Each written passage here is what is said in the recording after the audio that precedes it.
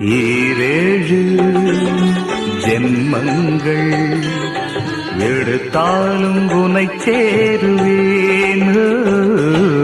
வேறாரும் நெருங்காமல் மனவாசல் தன்னை மூடுவே. உருவானது நல்ல சிவரஞ்சனி, உனக்காகத்தான் இந்த கீதாஞ்சலி. ராகங்களில் ஆலாபனை,